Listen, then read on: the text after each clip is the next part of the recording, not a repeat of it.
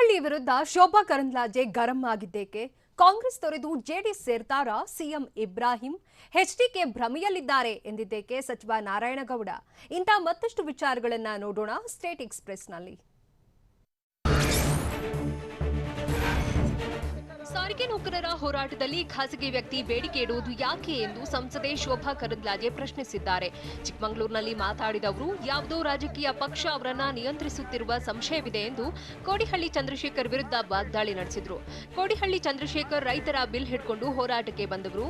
ಇದಕ್ಕೆ ಕಾಂಗ್ರೆಸ್ಸಿಗರು ಬೆಂಬಲ ಕೊಟ್ರು. ಹೀಗಾಗಿ ಸಾರಿಗೆ ಸಿಬ್ಬಂದಿಯ ಮುಷ್ಕರ ಕಾಂಗ್ರೆಸ್ ಪ್ರೇರಿತವಾಗಿ ನಡೆದಿದೆಯಾ ಅನ್ನೋ ಸಂಶಯವಿದೆ ಅಂತ ಹೇಳಿದ್ರು.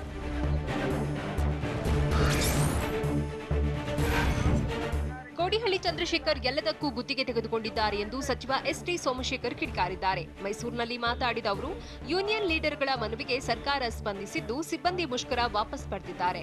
ಕೋಡಿಹಳ್ಳಿ ಅನಗತ್ಯ ಗೊಂದಲ ಸೃಷ್ಟಿ ಮಾಡುತ್ತಿದ್ದು ರೈತರನ್ನ ಎತ್ತಿಕಟ್ಟಿ ಪ್ರತಿಭಟನೆ ಮಾಡಿಸುತ್ತಾರೆ. ಇದೀಗ ಕಾರ್ಮಿಕರನ್ನೂ ಎತ್ತಿಕಟ್ಟಿ ಪ್ರತಿಭಟನೆ ಮಾಡಿಸಿದ್ದಾರೆ. ಜನರ ದಿಕ್ಕು ತಪ್ಪಿಸುವ ಕೆಲಸ ಮಾಡುತ್ತಿದ್ದಾರೆ ಅಂತ ವಾಗ್ದಾಳಿ ನಡೆಸಿದ್ರು.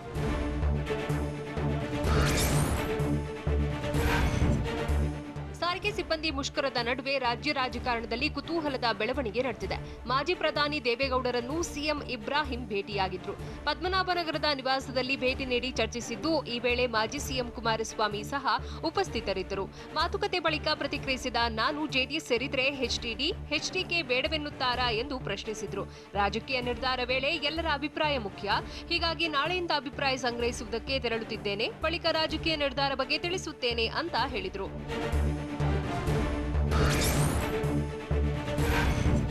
ಕಾಂಗ್ರೆಸ್ ವಿರುದ್ಧ ಸಿಎಂ ಇಬ್ರಾಹಿಂ ಅಸಮಾಧಾನ ವ್ಯಕ್ತಪಡಿಸಿದ್ದಾರೆ.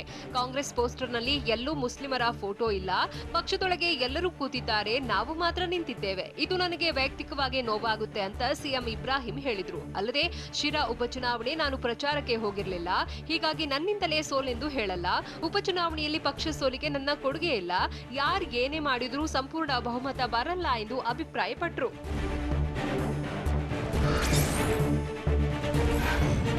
ಸಿಎಂ ಇಬ್ರಾಹಿಂ ಎಚ್ಡಿ ದೇವೇಗೌಡರ ಭೇಟಿ ಬಗ್ಗೆ ಪ್ರತಿಕ್ರಿಯಿಸಿದ ಮಾಜಿ ಸಿಎಂ ಕುಮಾರಸ್ವಾಮಿ, ದೇವೇಗೌಡರ ಜೊತೆ ಇಬ್ರಾಹಿಂ ಹಲವಾರು ವಿಷಯ ಚರ್ಚೆ ಮಾಡಿದ್ದಾರೆ ಅಂತ ಹೇಳಿದ್ರು. ಸ್ವಂತ ಮನೆಗೆ ಬರುವ ಮೂಲಕ ಪಕ್ಷ ಸಂಘಟನೆ ಜವಾಬ್ದಾರಿ ತೆಗೆದುಕೊಳ್ಳುವ ನಿಟ್ಟಿನಲ್ಲಿ ಇಬ್ರಾಹಿಂ ಒಂದು ಹೆಜ್ಜೆ ಮುಂದಿದ್ದಾರೆ. ನಾನು ಭೇಟಿ ಮಾಡಿ ಬಂದ ನಂತರ ಕಾಂಗ್ರೆಸ್ನ ಹಲವು ನಾಯಕರು ಭೇಟಿ ಮಾಡಿದ್ದಾರೆ. ಈಗ ಇಬ್ರಾಹಿಂ ಮನೆಯ ಅಡ್ರೆಸ್ ಹುಡ್ಕೊಂಡು ಹೋಗ್ತಾ ಇರುವುದಕ್ಕೆ ಅಭಿನಂದನೆ ಸಲ್ಲಿಸುವೆ ಅಂತ ವ್ಯಂಗ್ಯವಾಡಿದ್ರು.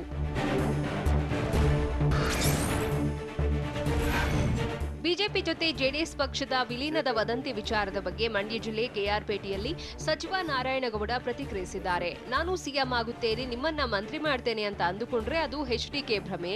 ಬಿಜೆಪಿಗೆ ಇದರ ಅಗತ್ಯವಿಲ್ಲ. ಬಿಜೆಪಿಗೆ 120 ಸೀಟ್ಗಳು ಇವೆ. ಹೀಗಾಗಿ ಬಿಎಸ್ವೈರನ್ನ ಟಚ್ ಸಹ ಮಾಡಲು ಯಾರಿಂದಲೂ ಸಾಧ್ಯವಿಲ್ಲ ಅಂತ ಸಚಿವ ನಾರಾಯಣಗೌಡ ಹೇಳಿದ್ದಾರೆ.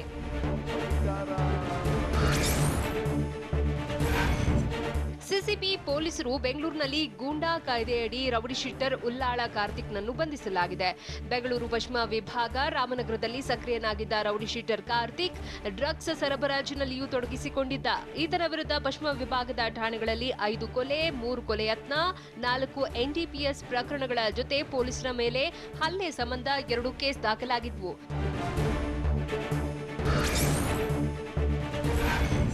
ಮಾಜಿ ಸಚಿವ ವರ್ತೂರ್ ಪ್ರಕಾಶ್ ಕಿಡ್ನಾಪ್ ಕೇಸ್ಗೆ ಸಂಬಂಧಪಟ್ಟಂತೆ ಪ್ರಮುಖ ಆರೋಪಿಯೊಬ್ಬನನ್ನ ಕೋಲಾರ ಪೊಲೀಸರು ಅರೆಸ್ಟ್ ಮಾಡಿದ್ದಾರೆ.